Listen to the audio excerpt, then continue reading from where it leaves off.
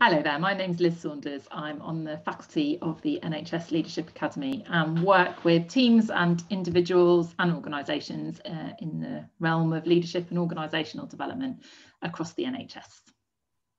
Hello, I'm Simon Bird. I'm also NHS Leadership Academy faculty and very much like Liz, work with people in every corner of the health service and outside the health service as well, and with people at different stages of their career. And what we have endeavoured to do is to put together a series of conversations for you to listen to, where we're talking about things that we think are pertinent to your leadership endeavours at the moment. And we hope will bring you insights, some tactics, and maybe some new ways of thinking about things. So today, we're talking about emotions. And when we started talking about this, well, Liz and I started talking about this, I started to channel, let's call him an unreconstructed, unhelpful man. And I said, is it really important to talk about emotions? Why bother? Why should you, as a team leader, manager, be worried about talking about emotions? That's a different question. Why should you be worried about it? Some people might be worried about it, but I think, why should you do it? Because you've got human beings in your workplace and human beings have emotions. And so if you ignore the emotional content of what's going on, then you ignore a lot of who that person is, of what they're bringing to work, and fundamentally how able they are to do their job. So whilst I think that there are a number of us who might prefer not to talk about this kind of stuff, ignoring it could lead you into difficulties, and what will tend to happen is unexpressed emotion will come and bite you in some unreconstructed way. So outbursts of anger, or people leaving and reporting that they have felt very upset for a long time and you never knew anything about it. So it gives you the opportunity to handle your teams differently and to make things better for them, which in turn make things better for patients and service users. So the question, I guess, is where do you even start with this kind of thing? And you and I are familiar with an emotional intelligence model that I imagine many people watching this will be familiar with, which suggests that the place to start, the Dan Goleman kind of view, is you start with awareness, and you start with awareness of how you're feeling. So to even build up, if you will know where you are at with this, and some people are very emotionally literate and find it quite easy to get into this territory, and some people, if I was to say to them, how are you feeling right now, would take a little while to come to an answer to that question and might not even be able to answer that question. So I think first step is self-awareness. So how literate are you emotionally? How aware are you of what you're feeling, and in turn how aware are you of how that impacts on your behavior? And so if you know that this is a kind of blind spot for you, then a good place to start is there, and to even just for a few days set an alarm to go off several times in the day where you just note down how you're feeling and what you're noticing about the impact that has on your behavior. That can be quite a good starting place to even get into being aware of any of this. I think that's really powerful, actually. So I remember when we were learning about the Daniel Goleman awareness, emotional intelligence model, and one line I remember, the person we were working with, she zeroed in on this kind of top left quadrant, which is where self-awareness is, and she said it all starts there. There is no point trying to work with other people's emotions unless you are aware of that, of yourself. One thing I was struck by when you just talked about that, when people say, so how are you feeling now? It's a really good kind of instant barometer for yourself, how used to talking about feelings and emotions you are. Yeah. So if when somebody says, how are you feeling? And you find your default words are all right, fine, maybe one other you'll find, there's a clue, isn't it? So let's start there. And there are lots and lots of resources online, like emotional kind of lists of emotions, which sounds really strange, but actually it's about, if you were learning French for the first time, and to expand your vocabulary. So actually what I'm trying to say is actually I feel anxious, I feel excited, I feel confused, frustrated. Trying to add some more words to your own response to that question is a really good place to start, I think. Yeah, I agree. And I think once you've developed the vocabulary for yourself, then you're in a much better place to work with others on this. So, the challenge that we've got at the moment is that everybody's been through the pandemic, haven't they? And that will have been an emotionally unsettling experience in different degrees. So some of you will be managing teams who have been through a very obviously challenging experience, traumatic experience. They might be at the sharp end of clinical care, dealing with and have been dealing with the emotions of patients and carers as well. So that is kind of really obvious. Other people might be working with teams where there's been a lot going on for them at home, and so there's a load of emotional content there. And others where actually they've had, been talking to friends about this, who's had a good war, who's had a good pandemic. Some people will have had broadly quite a nice time. They won't have found that they will have nice houses. They won't have found that being at home too traumatic. They might prefer to have a bit more flexibility. It might have gone okay for them. So there's this range of experiences to deal with, I think. And it might be that I suspect that those of you that are managing the teams at the sharp end, you're already attending to this kind of content, would be what I would hazard, and probably being offered quite a lot of services to help support you in doing that. I think it's those leaders who have got possibly disparate teams that have had fairly differing experiences through. This might not be the obvious territory to go to, and could be helpful. So I guess the next stage is, are you aware of how your team are feeling? What has the emotional journey been like for them? Any tips, Simon, on how you would start to get into that with people? So I think build the awareness. Awareness, as opposed to, are we talking about asking your team how they are feeling? Well, that's one option, isn't it? So you could ask. Here's something you could do. You could ask your team how they are feeling. That sounds quite simple. I would caveat that with thinking quite carefully about the approach and how you do that and why you're doing that, and explaining why you're doing that and how you're doing that. Otherwise, you will probably either just get a fine or busy. That's the other kind of big thing. Fine, busy, and all right is generally what you hear from people now. Yeah. Or what is it? Rammed. None of those are emotions. None of those are feelings.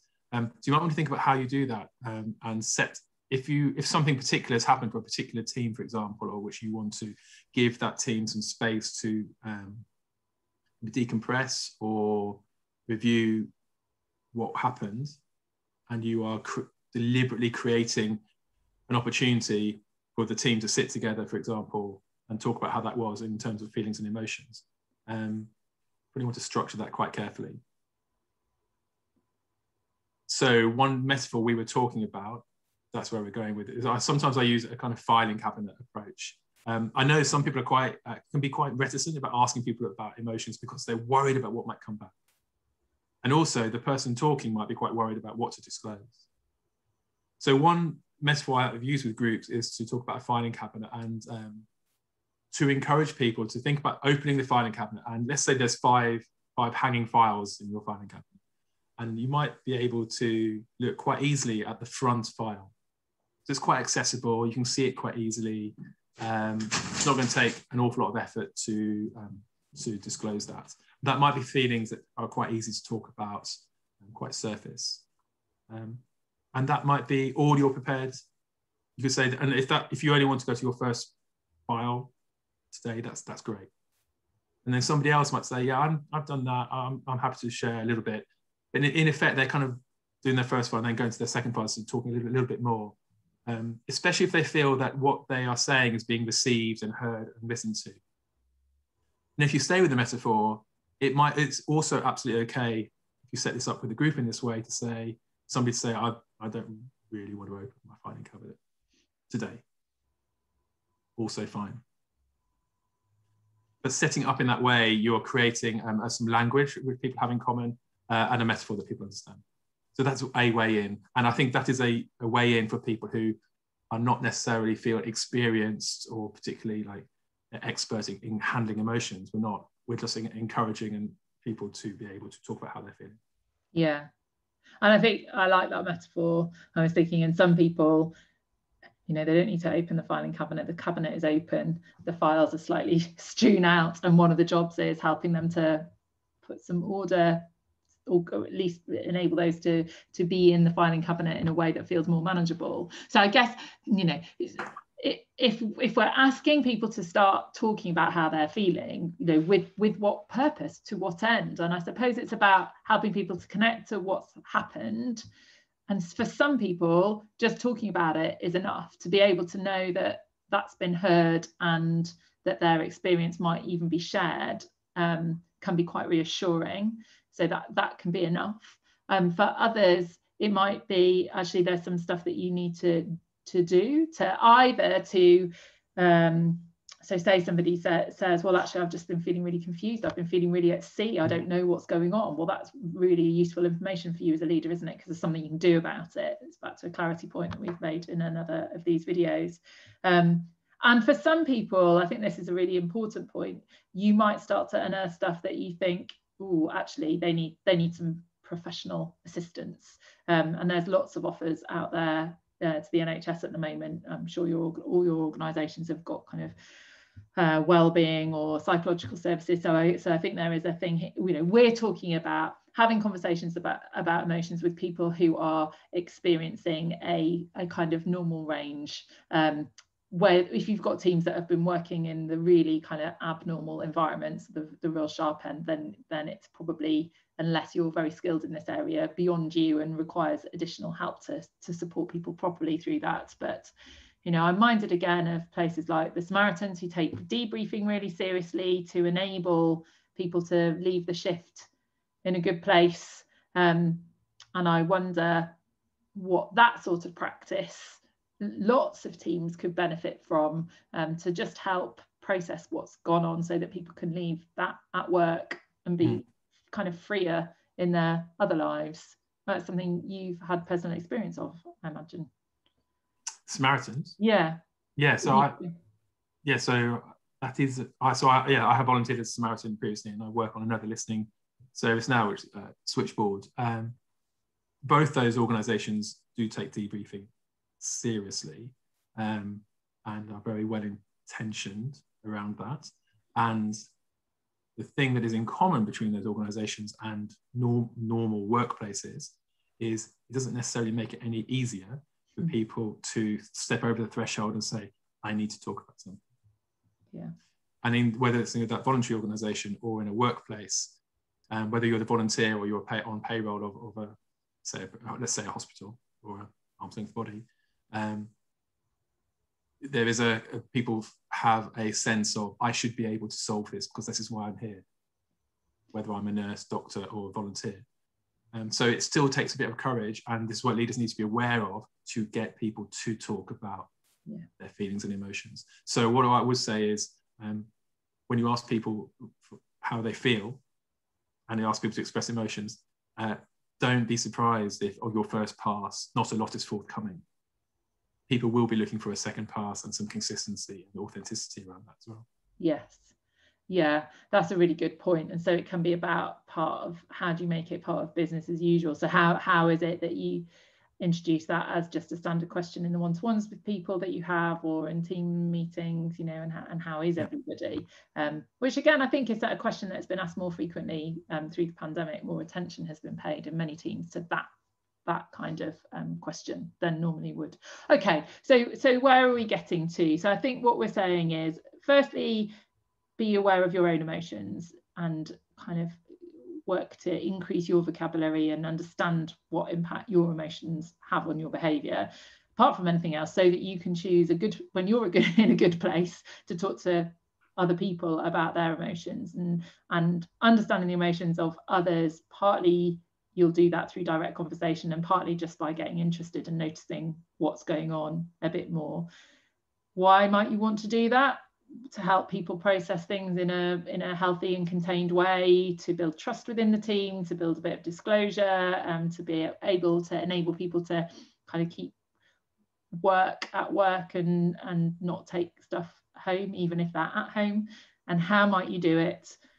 well, you might just ask the question and give people some space to express what they're feeling, and then see what comes up from there in terms of the direction you might take. And I think the final thing to say is just be aware of kind of red flag interactions where you think, actually, no, this is beyond my competence, and be very willing to refer on quickly rather than get yourself into hot water. Ask for help when you need it. Yeah, brilliant. Thanks very much.